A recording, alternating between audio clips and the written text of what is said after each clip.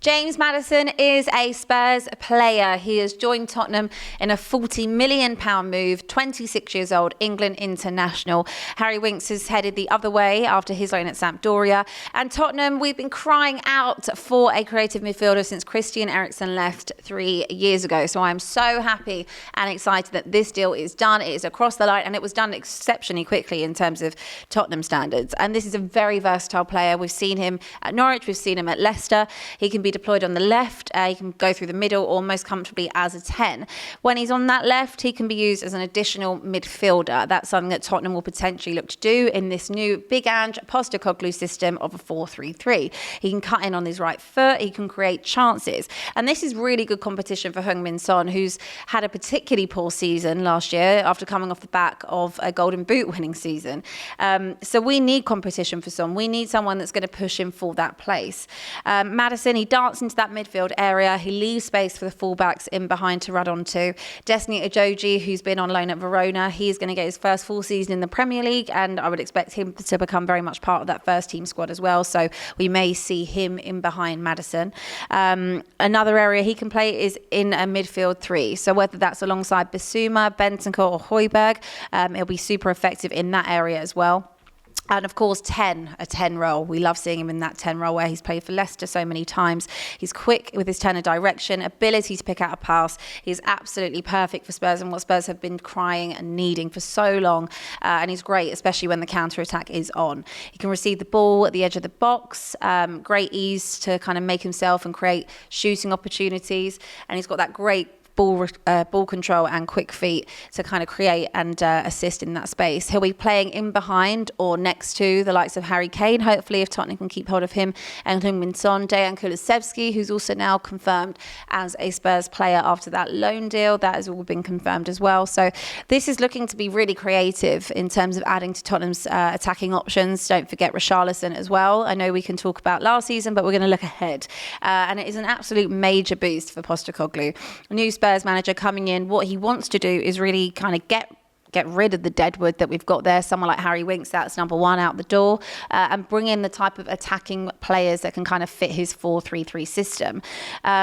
Tottenham have tracked Maddison for years. I remember when he was at Coventry, Tottenham were keeping an eye on him. Then he went to Norwich, and then they were interested in him before he went to Leicester. But at that point, he chose to go to Leicester, and Tottenham didn't get that deal done in 2018. So I would say this is a little bit late to get this deal done. But hopefully, I would have expected this to have been done as Christian Eriksen departed a few years ago. But it's better late than never. And after the last few seasons where Tottenham have been completely devoid of any type of creativity in that midfield area, it's good to see a signing in the right direction. He was linked, though, with a move to Newcastle, which didn't materialise. They turned their attention to Sandro Tonali from Milan. I think Leicester hope they might get closer to the region of £60 million for Maddison, but they've settled on 40. And it's a really good deal for Tottenham. And it's one that definitely puts Daniel Levy in a good light right now. He's had a lot of bad criticism, especially last season. But this is the type of signing that excites me and makes me think that the club is potentially turning a corner in terms of the hierarchy. It's a very big boost for Tottenham. And I think the next thing is to obviously try and keep hold of Harry Kane. Bayern Munich, they keep coming in with bids, the latest being 80 million. But Tottenham are very keen on the fact that they're going to be able to keep Harry Kane. Hugo Lloris is due to exit, so potentially a promotion there for Harry Kane from deputy captain to club captain. And I think having someone like James Maddison in and around him who can kind of put balls in a play, assist him, is really attractive for Harry Kane, because if we look back at the last few seasons, he's been the one doing all the work. He's been the one scoring the goals, of course. He's been the one dropping deep. He's been the one creating things and trying to get things done. So it takes the pressure off him and he can just focus and do what he's good at, which is putting the ball in the back of the net. So bringing in Maddison absolutely adds to that for not just Kane, but also for Son and Kulusevski as well. We know it's a very big rebuilding job for Postecoglou and Tottenham. And, you know, he's got an opportunity here to kind of play Maddison where he wants to. Does he play him as an 8? Does he play him as a 10? Or does he play him as part of that front 3 and keep rotating? But 10 goals and 9 assists last season in the Premier League for Leicester. So when you look at a team like Tottenham, who are so heavily reliant on Harry Kane's goals, especially with with the drop-off of Son and Kulusevski last season, these are the type of stats and figures we want to be seeing from a signing. And looking ahead to who Tottenham need to sign and what they need to do, they've opened direct talks with Wolfsburg for Mickey van der Ven, Dutch centre-back. He's among the targets, as is Edmund Tapsoba. He is the more expensive option on the list, so I'm hoping Tottenham don't repeat what they always do and go for the cheaper option, but it'll be good to see at least 2 centre-backs come into the club and get rid of that deadwood. As we know, Harry Winks, he's on his way to Leicester in a separate deal, which is worth £10 million, but there is a lot of other deadwoods still on the table, the likes of Ben Davis, Hugo Lloris, he's going to be departing, he did confirm that, Eric Dyer, Davinson Sanchez, Clement Longley, I believe, is going back, Japhet Tanganga, and of course, what do we do with the likes of all of these fullbacks that we now have? Emerson Royale, Pedro Porro, Sergio Reguilon, there is Ryan Sessegnon, Ivan Perisic. There is so many players there that have been kind of left over from the Jose era and the Conte era that we are stacked so high with fullbacks. We have Jed Spence that's coming back from his loan at Rennes. We have Destiny Udogie, as I mentioned earlier, coming back from Verona. So who do they start with? I would like to look at potentially Jed Spence and Destiny Udogie. It's be good to have that young squad again. You know, I think that even with 26 years old, James Maddison, I'm still considering him as a young player. He's got so much ahead of him. He could potentially be someone that is part of this rebuild and in it for a long period of time. He's a player that you want to kind of build around.